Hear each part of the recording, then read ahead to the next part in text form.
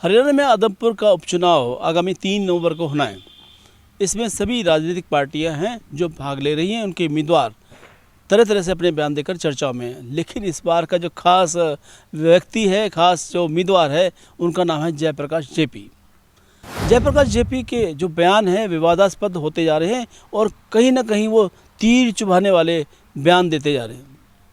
पिछले दिन उन्होंने एक बयान दिया कि गादड़ी और बागड़ी वो लाठी के यार हैं, बिना लठ के उनको समझा नहीं जा सकता, और कहते लठ मेरे पास में है।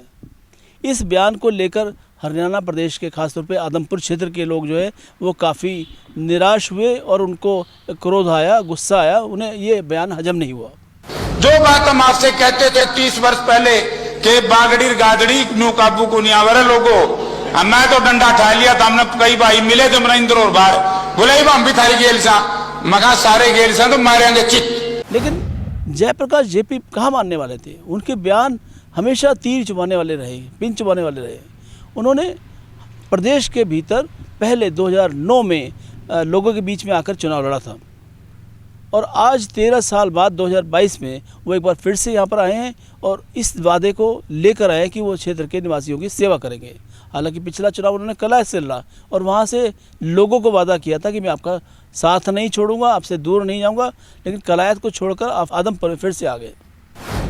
तो ये जो वादा खिलाफी वाली जो कहावत है वो जेपी पर यानी जयप्रकाश पर फिट बैठती है, ऐसा लोग कहते हैं, आरोप लगाते हैं। ये हमसे तो वोट लेने चाहे और माना ही है यूं कहो हाथ में लठ हो जब बागड़ी गादड़ी जद काबू आवे। किसने बोला? जेपी ने कहा है, वीडियो चलने लग रही है सोशल मीडिया पे पूरा। वो तो आपके पुराने जाने पहचाने हैं ना पुराने जाने पहचाने कहे बागड़ी और गादड़ी ने बोले हाथ में लठ हो जब देखा तो हम भी देख लेंगे, इलाज करते हैं पक्का। जेपी दोबारा जन्म ही कौन ले, राजनीति छोड़ जाएगा। जेपी पहले भी यहाँ से इलेक्शन लड़ा था, उसके बाद वो इस हल्के में कभी आया ही नहीं था।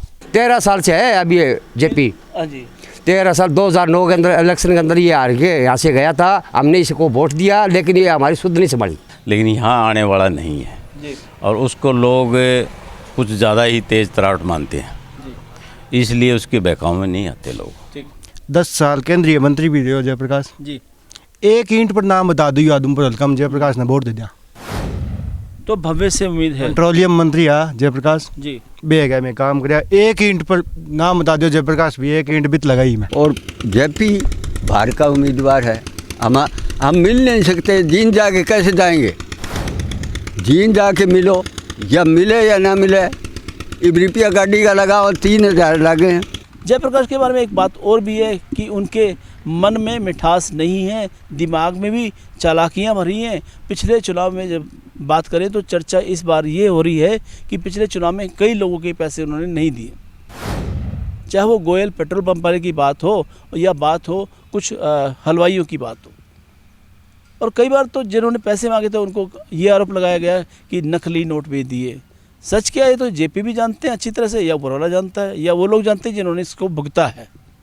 लेकिन नेगेटिव चेहरे के रूप में इस समय चर्चित उम्मीदवार अगर कोई है तो वो जयप्रकाश जेपी है। मैं यूँ जी जेपी 13 साल हुआ है 2009 के बाद में, अब की बार तो लोग कहाँ से वोट देंगे उनको? अभी टिकट बट रही थी तब तो वो मना कर रहा था, ये तो धक्कों थोपे गई टिकट उसको। यहाँ कोई जनाधार नहीं, 13 साल से अब की बार आया ही नहीं है 13 साल में, तो आके उस पर कैसे विश्वास कर लें वो आ जाएगा यहाँ? इसके ऊपर यार ऊपर खलबली मच रही है। कोई नेता चुनाव प्रचार के लिए आने के लिए तैयार नहीं है यहाँ पे, हुड्डा और इसको छोड़ करके कोई तैयार भी नहीं है चुनाव प्रचार के लिए। कांग्रेस के नेता सब भयभीत हैं, इनकी जबान जब्त होगी यहाँ से। जेपी जी तो 13 साल बाद में वापसी आए हैं और जेपी जी इतने झूठ के गाड़ियों के किराए वाले भी जो नकली नोट दे के चले गए, पेट्रोल पंप वाले के 4.5 लाख रुपए पेंडिंग है। अब वहाँ जेपी पहली बात तो जो ना मिले तो होटल और किराए पे वहाँ कमरा लेना पड़ता है, और इसमें कोई दम वाली बात भी नहीं है, धक्के से ठोक दी टिकट है। देश की सबसे पुरानी राजनीतिक पार्टी है कांग्रेस पार्टी। अपने शासनकाल में भूपेंद्र सिंह हुड्डा ने यहाँ पर हरियाणा पर 10 साल राज किया, लेकिन 10 साल के दौरान में उनकी उपलब्धियाँ क्या रही आप भी भली बात ही जानते हैं और हरियाणा प्रदेश के लोग भी भली बात जानते हैं। इस उपचुनाव में हरियाणा प्रदेश की नाक यानी कांग्रेस की नाक ऊँची करने के लिए भूपेंद्र हुड्डा एड़ी चोटी का जोर लगा रहे हैं। लेकिन सच क्या है, जो उनके प्रत्याशी हैं उनको लास्ट मोमेंट पर यहाँ पर लाया गया, ऐसा लोग कहते हैं। आरोप यही है कि वो इच्छा नहीं रखते थे यहाँ से चुनाव लड़ने की, लेकिन उन्हें यहाँ पर घेर घोट कर उम्मीदवार बनाया गया।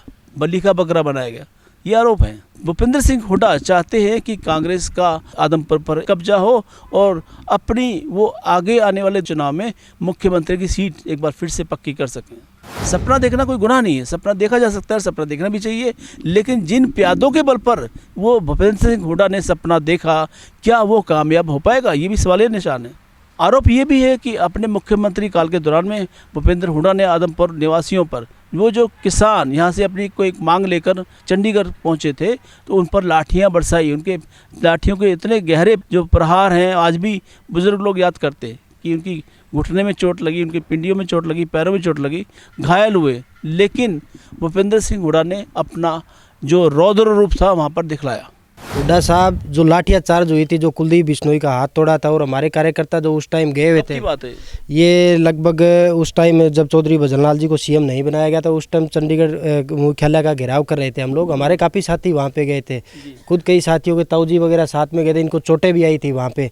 आज आदमपुर की जनता उस हुड्डा से जवाब लेगी। जब ये वोट मांगने के लिए जब आ रहे हैं ना इधर उधर, तो हम लोग उनसे सवाल जवाब भी करते हैं कि उस टाइम आप कहाँ चले गए थे। जब विकास की बात करते हो, पिछले 10 साल आप कहाँ थे। आदमपुर अगर आज पिछड़ा है तो हुड्डा साहब ने 10 साल सीएम रहते हुए आदमपुर में एक पैसा खर्च नहीं किया था। ये बात में जो भजनाल को हटाया गया, हुड्डे को बनाया गया। मैं गया यहाँ से वहाँ चंडीगढ़, मारा में जी गर्म पानी फेंक्यो, मैं बाड़ बाड़ बचा, कुलदीप जी की हाथ टूट गयो, मैं चोटें आई, मैं जी 3 किलोमीटर तो आंटा आंटा कोडा कोडा चालिया, और चोट लगी मारा भी थोड़ी, तो जी मैं भी चीज़ निराश गया बिल्कुल भी। ओ राज कुन्नो बदले हो आके मन में आई, कांग्रेस तो बदल गई, कांग्रेस तो रही नहीं। उस दिन के बाद हम जी उपचूक हो गए, तो दूसरी कर दे अब भवे जी ने काम अच्छा किया, तो कुलदीप जी रड़ गए, भाई मोदी के सागे रड़ो, क्योंकि आप बचाओ अपने हल्के ने। आज सारो हल्को आगे ला रहे हैं। यही हुड्डा साहब है, 2013 में कुलदीप जी ने लाठी मरवाई, दीपेंद्र हुड्डा है, ठीक है। ये क्या है, 13 साल पहले नहीं आई, जेपी आए पीछे रोड़ा मचा गया, होने नहीं है। ये बात है भवे मसनोई खुला बारिश बताऊँ जीता है। जो इनका रड़का है ना, रड़क होती है जिसके ऊपर, तो ये कांग्रेस वाले उसको उपचुनाव में ले आगे ठोक दे और वो कांडा बाहर। हुड्डा साहब को ये पता नहीं, ये भजनलाल का परिवार है, आदमपुर हल्का भजनलाल का परिवार है, गढ़ नहीं है, परिवार है। हुड्डा साहब के सरकार में कोई काम नहीं है, हमारे तो कुलदीप एमएलए हो गई काम करेगा, और यही करेगा आदमपुर में जो कुछ करेगा। तो ये एक अमिट छाप है, ये गहरे निशान है जो इस आदमपुर उपचुनाव में देखने को मिल रहे हैं। लोग चाहते हैं कि वो अपने क्षेत्र के विकास की बात करें, यहाँ पर काम की बात करें, और इस समय जो माहौल बना हुआ है, युवा पीढ़ी भी चाहती है कि वो किसी युवा को अपने क्षेत्र के विकास की बागडोर सौंपे, विकास की चाबी सौंपे। कल की घटना है कि कांग्रेस की एक मीटिंग होनी थी बालसमंद में, उस मीटिंग में उम्मीद की जा रही थी काफ़ी अच्छी संख्या में लोग आएंगे, क्योंकि बालसमंद एक बड़ा विशाल गाँव है और वहाँ के मतदाता इस मतदान में आदमपुर सीट के लिए काफ़ी एक अहम रोल निभाते हैं। लेकिन हुआ क्या, 12 बजे की मीटिंग तय थी कांग्रेस की, जिसमें दीपेंद्र हुड्डा ने अपना भाषण देना। प्रत्याशी जयप्रकाश जेपी वो भी वहाँ पर आने थे, दोनों नज़ारत थे, नहीं आए। कारण बताया गया कि दिल्ली से फ़ोन आ गया, अचानक से दीपेंद्र हुड्डा को दिल्ली जाना पड़ा। मैं बार बार यही सवाल पूछता हूँ कि एक बड़ी पार्टी है, उसकी मीटिंग तय है, तो किसी एक व्यक्ति के ना होने से क्या वो मीटिंग नहीं हो पाएगी? बड़ा महाभारत है, ये उपचुनाव है, और नाक का सवाल है सभी पार्टियों का, वो इस उपचुनाव को जीते हैं। तो ऐसे में कांग्रेस ने ये मीटिंग रद्द क्यों की, ये जनसभा रद्द क्यों की, इस पर सवालिया निशान है।